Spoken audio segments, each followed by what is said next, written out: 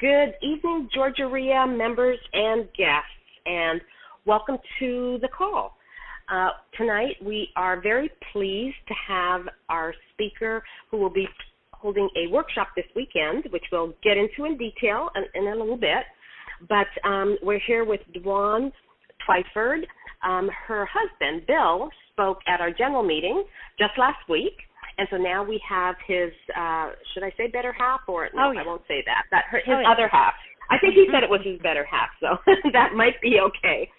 But before we get into the call, I just wanted to take a moment to thank Karen Yap, our executive director, who we love for all she does for us here at GaREIA, and she's actually facilitating this call. And also like to give a shout out to Mike Jacobson, our president, for all the things that he does for GaREIA as well to help make us successful. So I want to next introduce our speaker or our guest, Dwan Twyford, and I'm going to let Dwan just tell you a little bit. Dwan, how are you doing? I'm doing great, Angela. I'm excited to be talking to you guys tonight. Good. Well, we missed you at our general meeting, so we're excited to meet you this weekend as well. But I wanted to start out the call, if you wouldn't mind. Would you tell us just a little bit about your background as far as your involvement in real estate investing and teaching and coaching? Oh, yeah.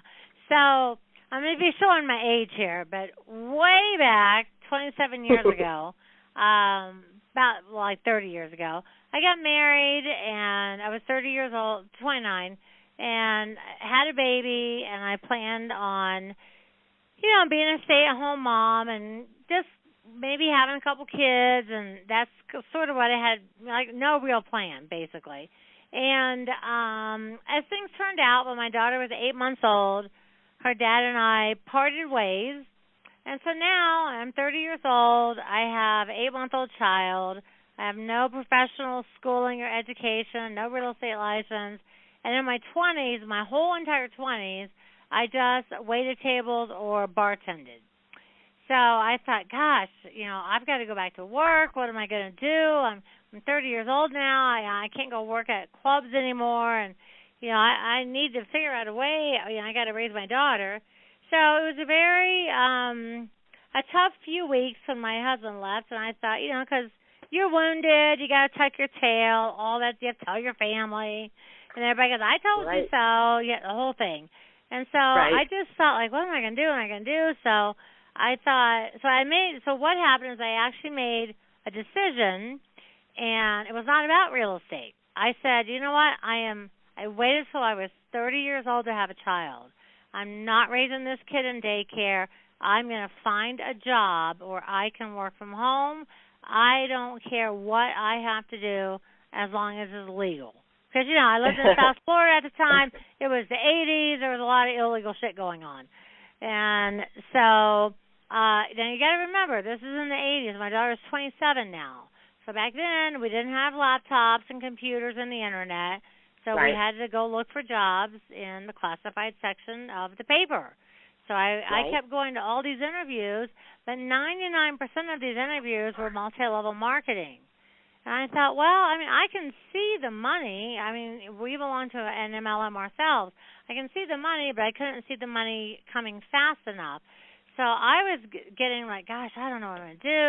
I'm going to end up on welfare or working at a restaurant or something. And then as God would have it and fate smiled down on me, I met these two guys at actually one of the MLM things, and they were telling me that they were rehabbers.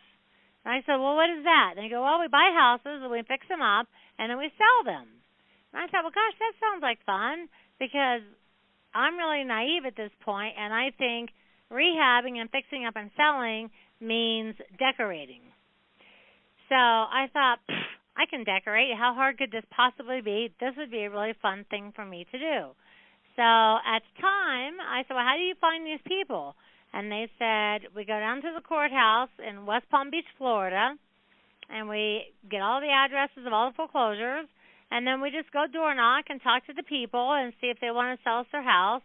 Then we fix them up and we sell them.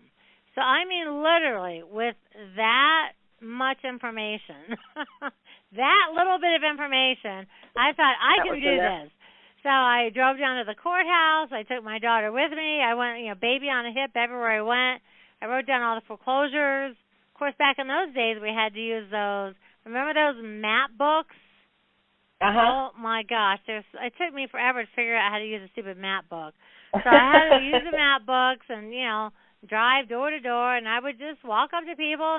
Hey, listen, I'm sorry. I hear you're in foreclosure. I'd like to buy your house. And I didn't have any script. I didn't have any education. I didn't have any knowledge. I didn't have a real estate license. And so my script was really bad, literally. I just said, hey, I see that you're in foreclosure. Will you sell me your house? So everybody said, nope, nope, nope, nope, nope, nope, nope, nope, nope. And 3 weeks. I actually door knocked 3 weeks, 8 hours a day, all day long. And I thought I was getting to the end of my list. I said, well, okay, this is not my path, I guess, but I'm going to finish off every single name on this list. Then I'm going to go find something else. So no joke, I was down to like the third from the last person. And I would have quit. And her name was Barbara. And she says, well, sure, come on in, let's talk. So then I was like, what am I going to say? Everyone said no to me. I don't know what to do. So she let me in, and we started talking, and I said, so I tell her, I buy houses, I fix them up, I sell them, like I've done it before. And so she agreed to work with me. And so and the guys had showed me how to, basically they had taken a real estate contract and put X's where I needed someone to sign it. So I had this woman sign this contract with me, and I agreed. So I made it work out where I took over her payments while I was doing the rehab because it was in foreclosure. And then we were going to profit share. I was going to take 2/3. She was going to take 1/3. She moved out, and I moved in, and I started fixing the house because I was living on credit cards and just pulling off cash. And I couldn't afford to have an apartment and also make a payment on this house over there. So I moved into this house, and I cleaned it, painted it, got new carpet, put in blinds, hung pictures, put up, plants, decorated. And then I looked around, and I thought, this house is such a piece of crap. It needs so much work. It really was. Even with everything I did, It was just so outdated. So I thought, well, okay, where am I going to learn how to do work? So I had been going to Home Depot, and I had been buying paint and, stuff like that. So I thought, I'm going to take those classes over at Home Depot. So I literally would take a tile class and then take notes and then tell the guy how big my kitchen. The first thing I ever tiled my whole life was an entire kitchen. And wow. I know. When I look back, I'm like, what was I thinking? And I had the guy give me the grout and the spacers and the tile and everything, and I was fresh in my mind, and I roped it off, and I tiled that whole kitchen. I was like, wow, this looks really good. So then I thought, I'm going to tile the bathrooms. So I tiled the bathrooms, and I'm like, oh, I'm going to tile up the bathroom walls because I really like tiles. So I tiled up the walls, then I tiled the kitchen countertop, then I tiled the background on the counter, and I was a tiling machine. And then I went and took another class, and I learned how to put in cabinets. So I bought a bunch of cabinets, and at night when Adel was sleeping, I was screwing cabinets together. I learned how to make screens. I learned how to do knockdown. So I rehabbed this house basically by myself. I had my mom and my sister come over a couple times and help out. And it didn't really take very long. And I had a huge Home Depot credit card. So I was using my Home Depot credit card and, just paying, groceries with cash and stuff. And I put the house on the market, and on the fourth day, a fully qualified buyer with money, everything you need, walked in. And then I didn't know what to do. I'm like, I don't even know how to close a deal. What do I do? Where do we go? And the people were like, well, we'll just use the title company. I'm like, okay. So they had one. So I went to their title company, closed that first deal. And my share of the profit was $22,000. Wow, great. Which is huge. Back then, that's good, yeah. I was like, oh my gosh, I've never seen this amount of money in one time in my whole life, and it was my first deal. So I was just like, this is easy. I'm doing this from now on. But, you know, you don't always get a qualified buyer. They don't always walk in with gobs of cash. It doesn't always work out so easy. And so I thought, okay, that's it. I got 22 grand. I can at least pay my credit card payments, and I can live. I'm going to find another house. So I went out, did the same door knocking, found another one, moved into it. I made about 25 or 30,000 on that one. So now, you know, I think I'm told I'm rich. I've got 50 grand. Yeah, this is it for life. I'm rehabbing forever. And that was it. It really was so accidental, and it really worked out good for me. And Ayla was with me every day in the house, and she was toddling and crawling. So I'd give her crayons and let her draw on the walls and, you know, keep busy inside the house and stuff. And then I would do things at night while she was sleeping. And we actually moved. I moved into every rehab until she started kindergarten. So I was, at that point, I did about 2 a year. So I moved, I don't know, what's that, like, so like since 10 then, times. how many deals have you done, would you say? Well, now I've done over 2,000. Wow. I track that everything. Is yeah, I've done over 2,000 deals in the last 25 years. Now, okay, but obviously you didn't rehab all of those yourself. Oh, no. Sure I rehabbed though I rehabbed till Ayla started kindergarten. And then that's when they started opening up the first RIAs in South Florida. So they opened up the RIA in Boca, David Dweck's RIA. And I was like, oh, I saw, in the classified, they're going to have a meeting of real estate investors. So I said, I'm going to go. And I was stunned. There was like 100 people there. And I thought, oh, my gosh, there's 100 people right here in my backyard that are rehabbing and fixing up houses. I really felt like I was like the Lone Ranger besides the guys I had met. So I met all these people, and some of them were saying, no, I wholesale. And I thought, I don't know what that means. I go, what do you mean? They said, well, we get them under contract, and then we sell them to the rehabbers, and we don't do the rehabbing ourselves. It's like, you can do that? I mean, this is how I find stuff out. They go, yeah, you just get an assignment of contract. Your title company can give you one, and you find the homeowners and get them under contract, and then assign a contract to a rehabber who's going to do the work, and you just make a smaller fee for doing that. So I thought, gosh, that sounds way easier. I'm going to try that. But so now, again, I don't have a reference point. I'm not friends with really any investors. It's the first RIA group. I don't know much about it. And so my first year of wholesaling, I wholesaled 75 houses, which is a lot. But I didn't know that was a lot until I started talking to other investors. And they're like, we flipped 10. We did 20. One guy did 50.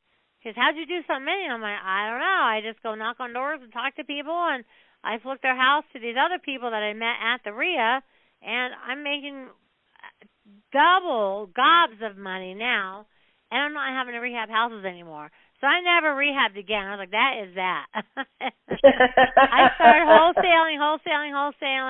Then I was doing short sales. Then I was keeping rentals. And, it just doing all the things. And really I learned every single thing as I went. And after they opened up a RIA group in Miami and one there in Boca, I thought, you know what? I'm going to open a RIA group. I mean, how hard can that be? That's what I always think. How hard can it be? RIA groups are so much work. But I opened a RIA group in West Palm Beach. You are preaching to the choir on that. I know. That's why I just love you guys so much. I know how much work it is to run a RIA group. So my partner, Sharon Restrepo, Sharon and I opened up a RIA group with zero experience. We had only been to a couple meetings and said, let's open our own. Open up a RIA group. And that's where I started teaching. So we would just do weekend workshops for our RIA people and teach them how we were finding deals and then areas we were door knocking and what we were paying for houses. And we'd take people on a bus and we'd wholesale houses to them. And so we started teaching kind of small. And then I think my first official speaking engagement, you guys don't know this. My first official speaking engagement, I think that people in Central Florida had heard about our REIA group, and they had heard about me and Sharon and said, hey, do you guys want to come up here and speak? I was like, oh, yeah, that'd be great. So then I get a phone call from Phyllis Rockhour. And do you know who she is? She runs the LA group. I do know. I have met the ones who are running the Los Angeles REIA in Culver City. I don't know if that's Stephen the same Robin. group. Okay, so Phyllis Rockhour runs a REIA group out in California. She calls me and Sharon. She finds us some information and says, I have a bunch of rentals I want to sell in basically where you are in West Palm Beach. Would you help me sell these REIAs? And we're like, sure. She owns a REIA. We run a REIA. That'd be great. So Phyllis has 5 rentals, and they were really good deals, so we bought them. So then Phyllis calls her son. I know you know her son. Her son is Bill Bronchek that runs the Denver group. Okay. So she calls Bill and says, you got to have these girls come and speak for you. They bought all 5 of my rentals, and they're really sharp. So Bill Bronchek calls us, and he has us speak in Colorado, which is where I met my husband. Mm-hmm. And then one of the speakers there knew somebody from Georgia REIA, and then you guys called and had us come to your group. And at that time, you had like 700 people there, and I had spoken to 100. And I remember walking in and seeing all those people, and I thought, I am going to die. There's no way I can speak to 700 people. Oh, my gosh. What have I gotten myself into? So you guys were like the 3rd or the 4th place that we spoke outside of our own REIA, but we had been teaching already for a couple of years. And then, I don't know, word got around. Next thing you know, we were speaking everywhere. Wiley Publishing called and asked me to write 2 books. Last year I wrote a book with Steve Forbes, and we speak at REIAs all over the country. We actually started another one here in Denver, the Colorado REIA, and we speak at REIAs, and we teach and we train, and I love teaching and training because I always look at the people in the audience and I go, listen, I was a single mother who never did anything but wait tables, and I became so successful from real estate investing with no education. So if I can give you my education and teach you what I've learned, there's no way you can't be successful, because I did it with I'm telling you, no experience. And so teaching kind of became my passion. So for the last literally 20 years, we teach all the time, and we love to do. I love workshops. Weekend workshops are the most fun ever. And then last year we actually got back into rehabbing, and because our kids wanted to come on board with us, so we started rehabbing with our kids up here in the mountains. So in the mountains, every single solitary house is different. There's no cookie cutter. There aren't subdivisions where all the houses look alike. So every single house is like, a clean canvas, and you can do whatever you want. So we've been rehabbing and doing our speaking and doing our REIA and just having so much fun working with our kids. And so I'm one of those true single mom, dead broke. I had Medicaid for my daughter, to one of those people that became a millionaire. I have a house in the mountains. I have a house in Florida on a lake by the beach. And it all happened from me just making the decision about not using daycare. So it really is, I really have a good story, I feel, because it's so true. It's very, what's the word, synchronicity? Yeah, it all came together. It's just so bizarre how it all worked out. And I know you all are doing well, 2,000 deals, that's incredible. Oh, gosh, even given that amount of time. Bill. Yeah, but, I've been doing it now for 25 years, so, and I wholesaled a lot of deals. And a lot of the deals, I got a couple of deals that were giant packages with 200 houses in the package, and I wholesaled those out in groups, 10 here, 20 there, 50 there. So I stumbled upon a couple of gigantic landlords that were burned out that said, hey, you can flip them all. So I stumbled on a couple good deals like that, so I got my numbers a little bit high from a few things like that. Yeah, but I've seen that happen, maybe not to that scale, but I've definitely, even at GaREIA, I've seen a couple of investors who have been doing it for many, many years and, just decided they want out and they want to sell their whole portfolio. So, it could be 25 houses or something like that, 14, I think I heard once. So it can happen. And if you stay involved and you meet enough people, you'll be on their lists and you'll hear about those deals when they come available. And if, if it works for you, then, a couple of really big portfolio deals. And I remember when the first one, the very first portfolio deal, the guy had 125 houses. So I used to mail postcards. I tell people postcards are always a good thing. So I would mail postcards to, so I'll give everyone a tip right now. So I mail postcards to landlords who have just completed evictions. So it's public record. It's at the courthouse, it's at the county courthouse. It's public record. It's probably online. I would imagine up in the Georgia area, you guys are online with everything. But they have a list of landlords who have just completed evictions. So, and I just stumbled on that list when I was at the courthouse. I was always looking at the foreclosure list. Then I started looking at the divorce list, the probate, the bankruptcy. And then the girl there, she says, hey, we have this list of landlords that are evicting people. And so I had such a huge response from those postcards because when a landlord evicts someone, they're mad at the house. So they really want to get rid of the house. So one of my guys called and he said, hey, I got your postcard. He goes, you are the luckiest investor in South Florida. His name was John. I said, why is that? He goes, because I've been buying rentals my whole life.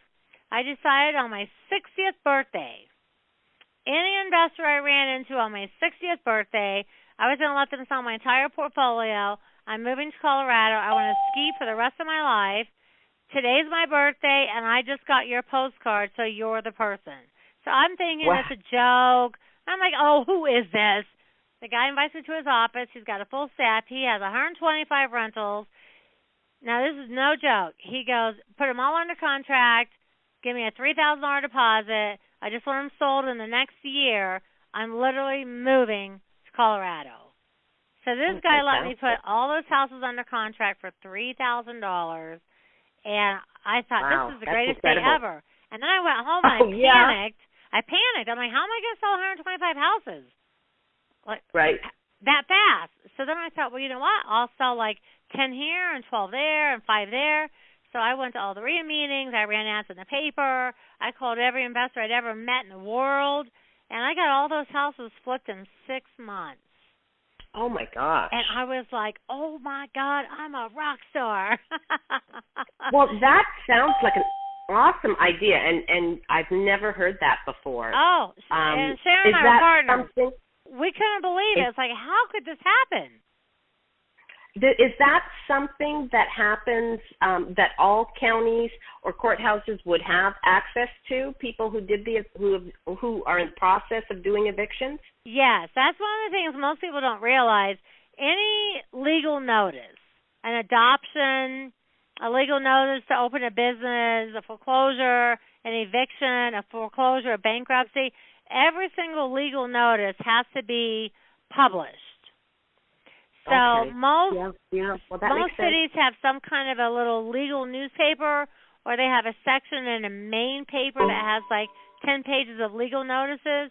And people don't realize that that's a legal notice. It has to be published. And my second portfolio came from the same list. This guy had 30 houses. Because I bought 30 rentals so I could pay my way through chef school. I thought I'd open a restaurant. I'd do this, I'd do that. I hate being a landlord and I hate being a chef. I just want to sell them all. You can have them all. And I'm like, I'll sell them for you. So I had a bunch of portfolios come from sending postcards to landlords that have just completed evictions because they're mad. Right then and there, they're mad. Yeah, so I get it. You catch them when they're like, I hate real estate. Well, thanks for sharing that.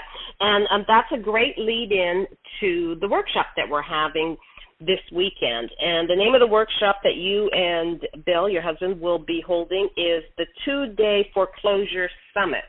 Yes. So now, what are the key takeaways going to be from the that learning experience for people that participate? Well, I will tell you something, Angela. Everyone on this call, I promise you, this will be the best 2-day event, honest to God, you've ever been to, because it's just me and my husband. We're super fun. We love to cover lots of topics, and we're all about teaching. So it's not a big sell-a-thon. There's not a bunch of speakers. It's not pull out your credit card every hour. It's 2 days of solid teaching. And we cover the things that are happening, like the hottest topics that are happening in the market right now. So one thing that we'll share, which will be the very best session of the weekend, it's how we buy no equity foreclosures. I mean, houses that are literally upside down, and you can make $50,000, $60,000 on houses that don't have any equity just by structuring a really good deal, and people don't know how to do that. So that's like the hottest topic of the weekend for people, because they want to learn how can I find it, because when you're out looking at homes and calling people and going through foreclosure lists, nobody has any equity. So when you can take a no equity deal that someone will just literally hand you, here's a deed to my house, I'm so done with this, and turn it into an amazing deal. It's something that people can do within the first week. They can literally get on Craigslist, look for people selling houses, find someone in foreclosure, and they can structure one of these deals in a week. No joke, in a week. And then we're going to cover, in one session, we're going to cover some deal finding techniques. And just like the one with the landlords that just did evictions, we've got 4 or 5 I'm going to share about 20 techniques, but there's 4 or 5 of them that I know for a fact nobody teaches and nobody does. Because every time I teach it, people go, I've never heard anyone tell me that before. So they'll learn a couple ways to find deals that nobody else in the country teaches, which they'll really super like that. And then we're going to talk a little bit about wholesaling, because you still can find deals that you can sell to a rehab or a landlord, and you can flip those deals. And then we're going to go over a little bit of the scripts and communication and just teach you what to say, because honestly the biggest problem with a brand new investor is fear. They're afraid of what to say, afraid of who they're going to talk to, afraid the door's going to get slammed, afraid people are going to hang up on them. So they want to hide behind postcards and things. So we're going to cover a session, and that's everyone's favorite session because it's so funny, and it's just super funny. So we'll be doing some scripts and having people write some scripts and practicing, and we'll do them live, and it's really, really fun. And we'll talk a little bit about short sales. All the banks are doing short sales again.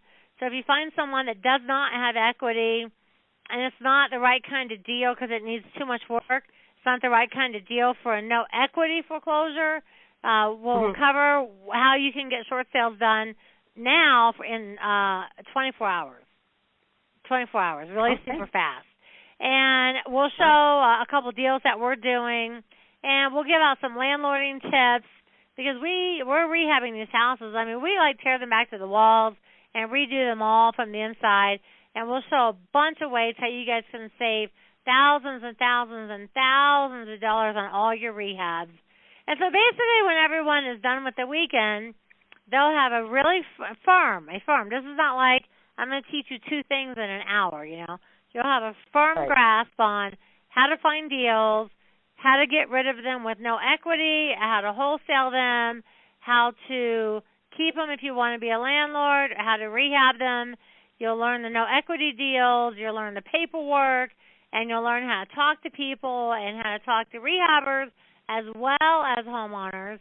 And the people that come for the whole 2 days, they will leave with enough information, enough notes, that they can walk out that door and close a deal within a week. Awesome. That, what it really excites me about you all is that not only have you been out there and done, like you said, a couple thousand deals over, the length of your career in real estate investing, but you're actually out there and still doing it right now, even though you're also teaching. You're actually in the business. A lot of the speakers that come, they're teaching, but they're not really out there doing it. maybe they did it at one point, but they're not, currently in it. And I think that that's so important because you know what's happening in the industry today, like you said. So, and so Angela, that I'm glad you brought that point up because as a speaker, I take pride in being able to teach people what's happening right now.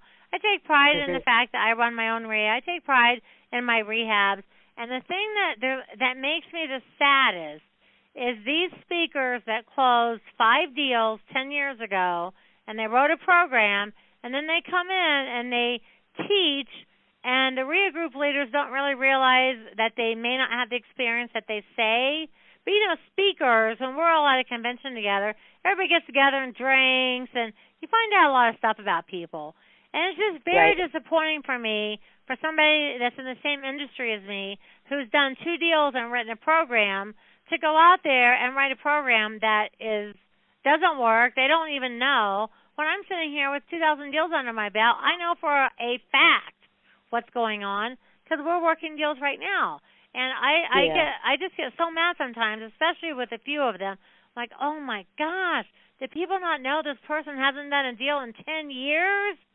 So that's not something that they broadcast. Though, at Georgia REIA, we definitely try and vet our speakers, and we find the ones that we think are going to bring the most value to the table for our members. And that's what I love about Georgia REIA. You guys we're all always about education. Because I spoke there the first time, like, I don't know, it's probably 17 or 18 years ago at this point. And Karen was part of it back then, I think.